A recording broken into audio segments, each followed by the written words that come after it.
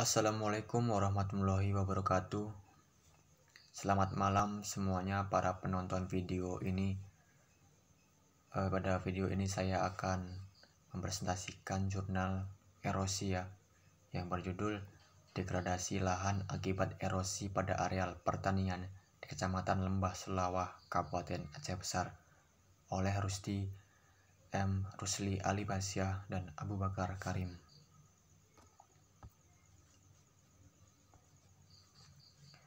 Sebelum saya memulai presentasi, saya akan memperkenalkan diri saya. Nama saya Ahmad Firmansyah dengan NPM 20 14 15 10 24 dari Kehutanan kelas A, Fakultas Pertanian, Universitas Lampung. Sebelumnya yang terhormat kepada Bapak Kunardi Winarno MSI selaku dosen mata kuliah hidrologi. Dan di sini adalah daftar isi yang akan saya jelaskan. Yang pertama ada pendahuluan, yang kedua ada tujuan penelitian, yang ketiga ada metode, keempat pembahasan, dan yang terakhir ada kesimpulan. Oke, langsung saja kita mulai ya. Untuk yang pertama yaitu pendahuluan. Peningkatan keragaman aktivitas penduduk dalam rangka meningkatkan produksi tanaman pertanian terkait erat dengan peningkatan kebutuhan terhadap lahan. Masalah tersebut dapat menyebabkan terjadinya eksploitasi lahan pertanian yang terus-menerus tanpa memperhatikan kaedah-kaedah konservasi, sehingga menyebabkan penurunan produktivitas lahan, baik sifatnya sementara maupun tetap, yang pada gilirannya akan berdampak pada perubahan ekosistem yang mengarah ke degradasi lingkungan. Di Kecamatan Lembah Sulawah ini, berdasarkan peta wilayah, merupakan daerah rawan bencana, khususnya di Kabupaten Aceh Besar, dan kecamatan ini juga rentan terhadap degradasi lahan berupa longsor dan erosi. Bisa kita lihat secara makro ya, Kecamatan Lembah Sulawah memiliki morfologi perbukitan dan pegunungan, sehingga proses-proses pengikisan permukaan tanah oleh air hujan mengakibatkan erosi dan longsor berjalan intensif. Tujuan dari penelitian ini yaitu yang pertama, mengetahui besar erosi dari berbagai penggunaan lahan. Yang kedua yaitu pengendalian atau pencegahan erosi, tindakan konservasi tanah. Yang ketiga, mencari agroteknologi alternatif yang dapat menekan erosi lebih kecil daripada etol. Hasil penelitian dapat bermanfaat untuk pengendalian erosi dan sedimentasi pada daerah Lembah Sulawah. Yang selanjutnya, metode penelitian. Metode yang digunakan dalam penelitian ini yaitu metode deskriptif. Pengambilan sampel tanah di lapangan dilakukan pada setiap TPL yang telah ditentukan dan diamati. Kondisi penutupan dan penggunaan lahan, pengelolaan dan penetapan metode konservasi. Dan yang ketiga, pengambilan. Nah, inilah metode atau langkah-langkah. Ada 1, 2, 3. Nah, contoh tanah utuh atau menggunakan ring sampel untuk keperluan analisis sifat-sifat fisika tanah atau permeabilitas. Pengambilan contoh tanah terganggu untuk analisis tekstur dan kandungan bahan organik untuk memperoleh nilai erodibilitas tanah atau K. Semua sampel tanah yang diambil kemudian dianalisis di laboratorium, dan data curah hujan yang diperoleh dari Badan Meteorologi, Klimatologi dan Geofisika Stasiun Klimatologi Indrapuri. Analisis laboratorium dilakukan terhadap sifat-sifat fisika tanah adalah tekstur tanah, baik fraksi, pasir, debu, liat, metode pipet atau hidrometer, permeabilitas atau permeameter, dan kandungan bahan organik tanah, metode Walkley dan Black. Sedangkan struktur tanah diamati langsung di lapangan. Selanjutnya, prediksi jumlah tanah yang tererosi dihitung dengan menggunakan formula yang telah dikembangkan oleh Wismeier dan Smith. 672 meter di atas permukaan laut. Tingkat bahaya erosi didapatkan dari hasil perhitungan nisbah antara laju erosi tanah potensial A dengan laju erosi yang masih dapat ditoleransi TSL pada masing-masing TPL. Klasifikasi kelas tingkat bahaya erosi dikelompokkan dalam sekelas sangat ringan SR, ringan R, sedang S, berat B, dan sangat berat SB. Arahan penggunaan lahan dilakukan berdasarkan pertimbangan kondisi tingkat bahaya erosi TBE untuk masing-masing TPL. Oke, langsung saja kita ke hasil dan pembahasan. Yang pertama, erosi. Kalian masih tahu sih apa itu erosi? Saya jelaskan erosi yaitu peristiwa perpindahan tanah atau bagian-bagian dari tanah ke suatu tempat lain akibat aliran air di permukaan tanah. Jadi erosi ini adalah sebuah tanah yang terkikis dan terbawa air dan berpindah dari tempat satu ke tempat lain. Seperti itu. Erosi tanah pada lahan yang berlereng tidak bisa dihentikan, akan tetapi dapat dieliminir di batas ambang toleransi. Hasil pengamatan lapangan bawah di lokasi penelitian dijumpai dua jenis tanah yaitu ultisol dan inceptisol. Masing-masing penggunaan lahan untuk tanaman semusim seluas 1,865,07 dan tanaman tahunan atau kebun campuran seluas 753,81 dengan kelerengan lahan berkisar 3-48%. Hasil overlay peta dasar menghasilkan 8 TPL yaitu pada lereng 48% sebanyak 1 TPL. Pada lereng 8-15% sebanyak 1 TPL, pengamatan pada lereng 25-40% sebanyak 2 TPL, dan pada lereng 3-8% sebanyak 4 TPL. Nah, di sini ada tabel 1 tentang deskripsi TPL pada lokasi penelitian. Dapat kalian lihat pada tabel 1 ini ya. Saya sebutkan satu. Yang pertama TPL pertama yaitu terdapat pada lereng 48%, jenis tanahnya yaitu ultisol, penggunaan lahan yaitu kebun pisang, pengolahan tanah TP, luasnya yaitu 45,03 hektar. Kalian bisa baca sendiri di situ ya, kalian bisa lihat. A. Prediksi erosi. Erosi merupakan kejadian alami di muka bumi ini. Akan tetapi karena pengaruh manusia, kejadian erosi menjadi lebih besar dan dari keadaan alaminya. Pada daerah tertentu seperti daerah tangkapan air atau DTA bisa diprediksi dengan menggunakan metode USLE.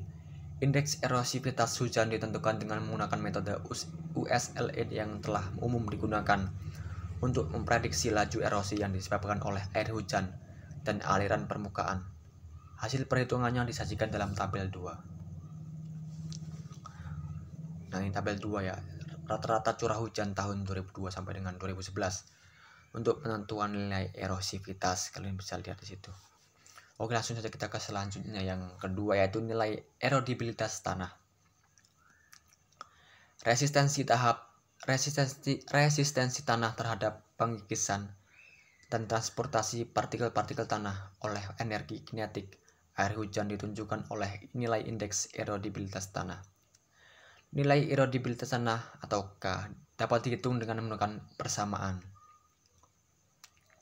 100K sama dengan 1,292 2 kali 1 M1 kali 14 10 min 4 12 kurang A plus 3,25 B min 2 plus 2 kali 5 plus C min 3, di mana K adalah faktor erodibilitas tanah, M parameter ukuran butir yang diperoleh dari persen debu dikurang persen pasir sangat halus, 100 dikurang persen liat, persen pasir sangat halus sama dengan 30% dari pasir Sinukaban 1989.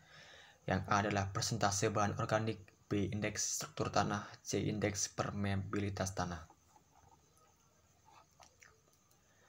Nah, sini ada tabel 3 yang menunjukkan bahwa nilai erodibilitas tanah atau K terendah masing-masing terdapat pada TPL 1 dan 3, yaitu 0,319 dan 0,282 dengan kategori sedang, dan nilai indeks erodibilitas tanah atau K terbesar terdapat pada TPL 7 yaitu 0,553 dengan kategori sangat tinggi. Kalian bisa lihat di situ ya. Kita ke selanjutnya yang C, faktor panjang dan kemiringan lereng atau LS. Nilai faktor panjang dan kemiringan lereng pada masing-masing TPL ditentukan berdasarkan kelas kemiringan lereng dan faktor LS. Untuk menghitung nilai LS menggunakan persamaan 8 dan 9 dan sesuai dengan tabel panjang dan gradien kemiringan lereng. Hasil pengamatan lapangan terhadap nilai LS yang dihitung berdasarkan rumus diperoleh nilai LS tertinggi terdapat pada TPL 1 dengan kemiringan 40%, maka nilai LS yaitu sebesar 30,4. Sedangkan nilai LS terendah dijumpai pada TPL 5 dan 6 dengan kemiringan lereng sebesar 0-3%, sehingga faktor LS adalah 0,55. Dan di sini ada tabel 4, yaitu tentang nilai LS berdasarkan panjang dan gradien kemiringan lereng. Kalian bisa lihat di situ ya. Kita lihat selanjutnya yang D, pengelolaan tanaman dan tanah. Penentuan kedua nilai tersebut dilakukan di lapangan. Nilai J didasarkan pada identifikasi jenis penggunaan lahan untuk pengelolaan tanaman, dan nilai B ditentukan dengan melihat ada tidaknya tindakan pengelolaan tanah. Hasil pengamatan terdapat sebagian lahan belum dimanfaatkan dan hanya ditumbuhi semak belukar. Nah, di sini ada tabel 5 dan tabel 6. Tabel 5 ini adalah nilai faktor pengelolaan tanaman berdasarkan Arsyad 2010. Kalian bisa lihat di sini. Tabel 1 macam penggunaan kebun pisang, nilai faktornya yaitu 0,60. Dan yang tabel 6 yaitu nilai faktor pengelolaan lahan berdasarkan Arsyad. Kalian bisa lihat di situ. Penggunaan untuk tanaman semusim maupun tanaman tahunan. Sebagian telah diterapkannya tindakan konservasi seperti teras bangku pada tanaman pisang dan penanaman dalam barisan atau tanaman campuran, dan teras sering pada tanaman padi. Nilai pengelolaan tanaman atau C dan tindakan pengelolaan tanah pada masing-masing TPL dilihat pada tabel 5 dan 6 yang saya jelaskan tadi ya. Kalian bisa lihat sendiri. Yang selanjutnya yang D, erosi aktual dan potensial. Erosi aktual diperoleh dengan menggunakan persamaan USLE, Universal Soil Loss Equation, yaitu A sama dengan R kali K kali L kali S kali C kali P. Erosi ini diprediksi dalam keadaan yang sebenarnya terjadi di lapangan, yaitu dengan melihat kondisi tanah yang telah dikelola dan ada atau tidaknya tindakan pengelolaan tanah. Sedangkan erosi potensial diperoleh dengan menghitung besarnya nilai A sama dengan R kali K kali L kali S tanpa memasukkan nilai pengelolaan tanaman dan pengelolaan tanah. Untuk jelasan dapat dilihat pada tabel 7. Nah, ini tabel 7 ya. Tabel 7 ini nilai erosi aktual ya dan potensial yang terjadi di lokasi penelitian pada masing-masing tipe penggunaan lahan atau TPL. Tabel 7 menunjukkan bahwa erosi aktual dan potensial yang terjadi di lokasi penelitian sangat beragam dan tergantung pada faktor-faktor yang lebih dominan dalam mempengaruhi erosi. Erosi aktual terbesar dijumpai pada TPL 3 yaitu sebesar 4,061,176 ton hektar, dan TPL 1 yaitu 2,766,295 ton per hektar. Yang selanjutnya tingkat bahaya erosi.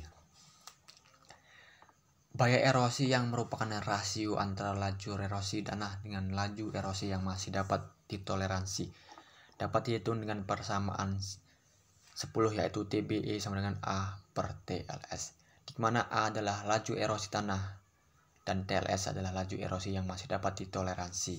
Dengan sifat tanah dan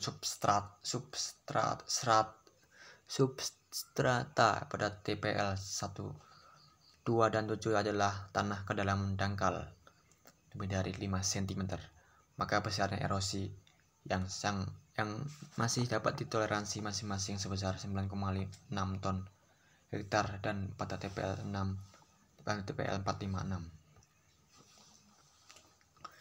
Selanjutnya, klasifikasi tingkat bahaya erosi. Tabel 9 ini adalah klasifikasi tingkat bahaya erosi di lokasi penelitian. Klasifikasi tingkat bahaya erosi yang terjadi pada masing-masing TPL diperoleh dengan mengetahui tingkat kehilangan tanah. Klasifikasi tingkat bahaya erosi pada lokasi penelitian disajikan pada tabel 9. Kalian bisa lihat di situ. Oke. Nah, tabel 8 ini yaitu tentang tingkat bahaya erosi pada masing-masing TPL di lokasi penelitian. Kalian bisa lihat di situ. Yang selanjutnya, evaluasi degradasi lahan. Jadi tanah yang mengalami kerusakan, baik kerusakan karena sifat fisik, kimia dan maupun biologi, memiliki pengaruh terhadap penurunan produksi padi. Mencapai sekitar 22% pada lahan semi kritis, 32% pada lahan kritis, dan diperkirakan sebesar 38% pada lahan sangat kritis. Wow. Sedangkan untuk kacang tanah mengalami penurunan sekitar 9%, 46%, 58% masing-masing pada tanah semi kritis, kritis dan tanah yang sangat kritis.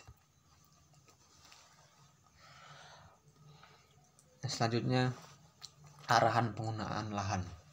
Berdasarkan hasil analisis parameter erosi dan tingkat bahaya erosi atau DBE yang terjadi pada masing-masing TPL menunjukkan bahwa faktor penyebab terjadinya erosi meliputi pola penggunaan lahan, tindakan pengelolaan tanah, nilai erodibilitas, sehingga penting dilakukan perubahan terhadap faktor penyebab tersebut. Pola pengelolaan tanaman dan tindakan konservasi yang dianggap sesuai diterapkan pada masing-masing tapak pengamatan dalam kelompok TPL. Selanjutnya, tingkat bahaya erosi ringan atau R. Tingkat bahaya erosi ringan masing-masing terdapat pada TPL 5 dan 6 dengan faktor LS masing-masing 0,55. Arahan yang tepat untuk penggunaan lahan dan tindakan konservasi adalah menggunakan metode vegetatif TPL 7 dan 8 dengan faktor LS masing-masing 0,55 dan 0,76, padang rumput atau lahan terbuka atau dan kebun campuran. Tingkat bahaya erosi sedang. Tingkat bahaya erosi sedang dijumpai pada TPL 4. Faktor dominan yang menyebabkan terjadi erosi adalah LS 4,05 dan tingginya fraksi debu 54%. Tingkat bahaya erosi berat. Tingkat bahaya erosi berat dijumpai pada TPL 2 dan 3. Penyebabnya adalah faktor erodibilitas yang tinggi, juga dipengaruhi oleh pola penggunaan lahan kebun pisang dengan kerapatan sedang 0,20. Fraksi debu tinggi yaitu masing-masing 54 dan 40%. Hasil analisis laboratorium. Dan selanjutnya, tingkat bahaya erosi sangat berat. Wah, luar biasa ini ya. Tingkat bahaya erosi sangat berat dijumpai pada TPL 1. Penyebab utamanya adalah faktor tingginya fraksi debu 46%, rendahnya bahan organik 4,01, permeabilitas cepat, LS tinggi 30,4 dan CP rendah 0,21. TPL 1 ini tidak layak digunakan untuk lahan pertanian. Nah, TPL 1 ini tidak layak karena bahaya erosi sangat berat, sangat rugi kitanya ya. Hal ini selaras seperti yang disampaikan oleh ASDA 2007, yaitu lahan dengan tingkat kelerengan kurang dari 45% hanya boleh digunakan untuk hutan lindung. Oke, langsung kesimpulannya. Dari hasil penelitian ini dapat diambil beberapa kesimpulan, yaitu yang pertama, degradasi lahan akibat erosi terjadi pada lahan tanaman semusim maupun tanaman tahunan. Di mana erosi aktual terbesar dijumpai pada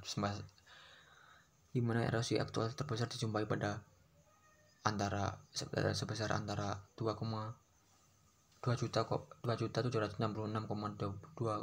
sampai 4,061,176 ton hektar. Yang kedua, sedangkan erosi potensial tertinggi sebesar 2,315,86 sampai dengan 13,172,83 ton. Sekian dan terima kasih. Oke, mungkin cukup sekian presentasi jurnal dari saya. Apabila ada kekurangan dan kesalahan dalam penyebutan kata, saya mohon maaf sebesar-besarnya. Saya Ari, wassalamualaikum warahmatullahi wabarakatuh.